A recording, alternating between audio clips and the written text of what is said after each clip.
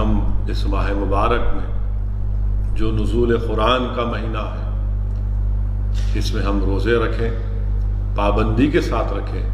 اگر میرے کوئی غیور نوجوان ساتھی کسی بنا پر یا اپنی ان سے غلطی ہوئی ہے روزے نہیں رکھ سکے ہیں، میری آپ سے گزارش ہے کہ فوراً جو رمضان کے ابھی دن باقی ہیں اس کی قدر کرو میرے عزت دار بھائیوں اور بہنوں، اور فوراً آج ہی سے یہ نیت کرو کہ میں رمضان میں روزے رکھوں گا اور اس کی قدر کروں گا، کیونکہ یاد رکھیے میں نے پہلے بھی کہا تھا، آج بھی آپ کے سامنے عرض کر رہا ہوں کہ حدیث شریف میں آیا کہ اللہ کے رسول صلی اللہ علیہ وسلم نے فرمایا کہ اس ماہ مبارک میں جہنم کے دروازوں کو بند کر دیا جاتا ہے، شیاطین کو جکڑ دیا جاتا ہے، جنت کے دروازوں کو کھول دیا جاتا ہے، اور اس ماہ مبارک کی ہر رات کو ہر شب میں اللہ سبحانہ و تعالیٰ اپنی شان کے مطابق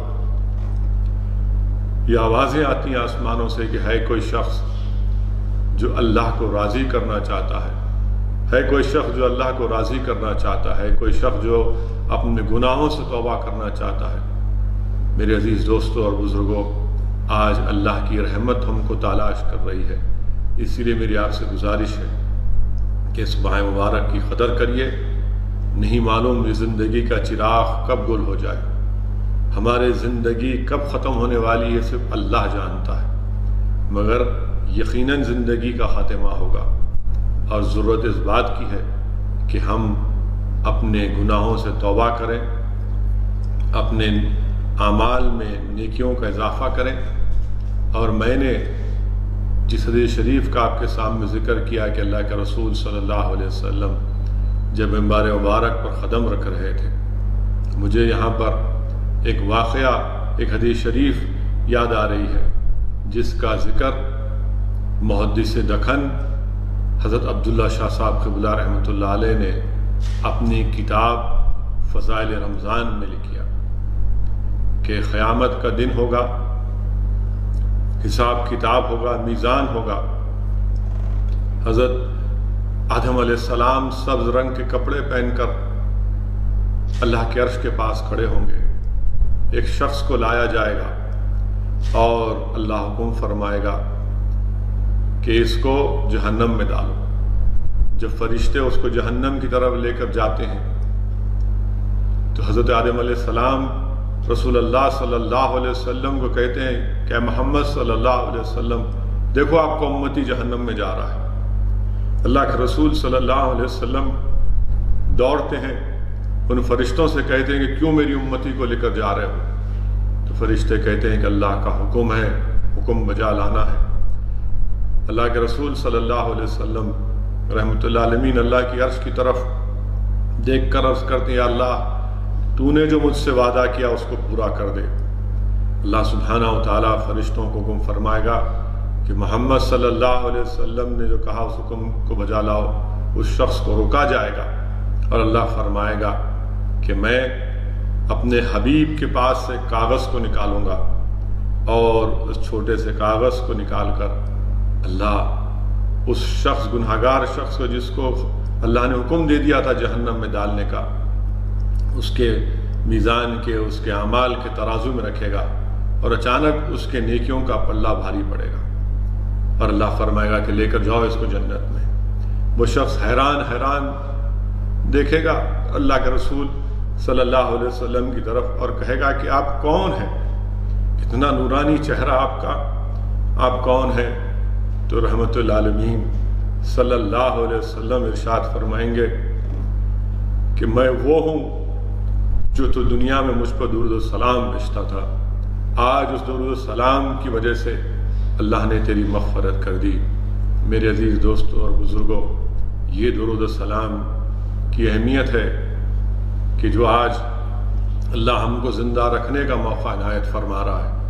ہم کثرت سے روزے رکھیں، قرآن کریم کی تلاوت کریں، اپنے ماں باپ کو راضی کریں، ان کو اف تک نہ کہیں۔ حدیث شریف میں آیا کہ ایک شخص کے اعمال اس کے میزان میں، ترازو میں برابر ہو جائیں گے، اچانک اس کے گناہوں میں اضافہ ہو جائے گا. معلوم ہوگا کہ اس کے گناہوں میں، اس کے اعمال میں اضافہ اس لیے ہوگا کیونکہ اس نے اپنے ماں باپ کو اف کہا تھا. صرف اف کی بنیاد پر اس کو اللہ حکم فرمائے گا کہ تو نے اپنے ماں باپ کو اف کہا تھا، اس کو جہنم میں ڈال دو.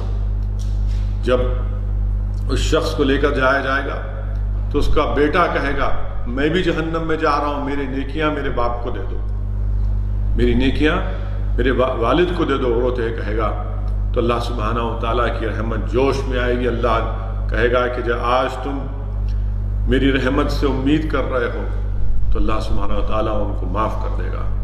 میرے عزیز دوستوں اور بزرگوں، میری عزت دار ماں اور بہنوں، حضرت عبداللہ شاہ صاحب قبلہ رحمۃ اللہ علیہ اپنی اس کتاب میں لکھتے ہیں، حضرت موسیٰ علیہ السلام سے اللہ فرمائے گا کہ اے موسیٰ، میں ایک آنے والی قوم کو، ایک امت کو 2 اندھیرے دوں گا اور 2 روشنیاں دوں گا. حضرت موسیٰ علیہ السلام پوچھیں گے اللہ 2 اندھیرے کون سے ہیں؟ تو اللہ سبحانہ تعالیٰ فرمائے گا 2 اندھیرے، ایک خبر کا اندھیرا ہوگا اور ایک جس دن حساب کتاب ہوگا وہ اندھیرا ہوگا. اور ان 2 اندھیروں کو دور کرنے کے لیے اللہ حضرت موسیٰ سے کہا کہ میں ان کو قرآن دوں گا اور ان کو رمضان دوں گا. حضرت موسیٰ عرض کریں یا اللہ تو مجھے اس میں کیوں نہیں پیدا کر دیتا؟ تو اللہ فرمائے کہ نہیں موسیٰ علیہ السلام سے اللہ عرض کرے گا کہ وہ بہت بعد میں آنے والی امت ہے. میرے عزیز دوستوں اور بزرگوں، خبر کا اندھیرا، حشر کے میدان کا اندھیرا کیسے دور ہوگا؟ اللہ حضرت موسیٰ سے عرض فرما رہا ہے کہ قرآن سے اور رمضان سے اندھیرے دور ہوں گے. خاتون جنت کے بارے میں، امت کی ماؤں کے بارے میں، امام حسن کے بارے میں اللہ سے دعا ہے کہ اللہ سبحانہ و تعالیٰ اس رمضان کے ہمارے اب تک جو روزے اللہ اس کو قبول کرے. اللہ سبحانہ و تعالیٰ ہم کو توفیق دے کہ ہم پورے رمضان کے روزے رکھ سکیں. اللہ ہم کو توفیق دے کہ ہم اس ماہ مبارک میں تراویح کی نماز ادا کریں اپنے گھر میں. اللہ سبحانہ و تعالیٰ ہم کو توفیق دے کہ ہم قرآن کو پڑھیں اور عمل کرنے کی ہم کو اللہ توفیق دے. اللہ ہم کو توفیق دے کہ اس ماہ مبارک میں ہم شب بیداری کریں، تہجد کی نماز پڑھ سکیں. اللہ ہم کو توفیق دے. ان دولت مندوں کو اللہ توفیق دے کہ جو آج جو غریب بھوکے ہیں، جو پیاسے ہیں، جن کے پاس کھانا نہیں ہے، اللہ ہم کو توفیق دے کہ ہم ان غریبوں تک کھانا پہنچا سکیں، ان کی پیٹ کی آگ کو بجھا سکیں، تاکہ اگر ہم آج ان غریبوں کی مدد کریں گے تو اللہ سبحانہ و تعالیٰ ہماری دین اور دنیا میں ہم کو کامیابی دے گا. اللہ ہم تمام کو توفیق دے کہ ہم غریبوں کی مدد کر سکیں جو آج اس لاک ڈاؤن کی وجہ سے اتنی بھوک ہے، اتنی فاقہ کشی ہے کہ میں اس کا بیان بھی نہیں کر سکتا. ہم اللہ سے دعا کرتے ہیں کہ اللہ آپ رزاق، ہم کیا کر سکتے ہیں پروردگار، آپ رزاق ہیں اللہ. آپ نبی کریم صلی اللہ علیہ وسلم کے صدقے طفیل میں ان غریبوں کو کھانا پہنچا دیجئے اللہ.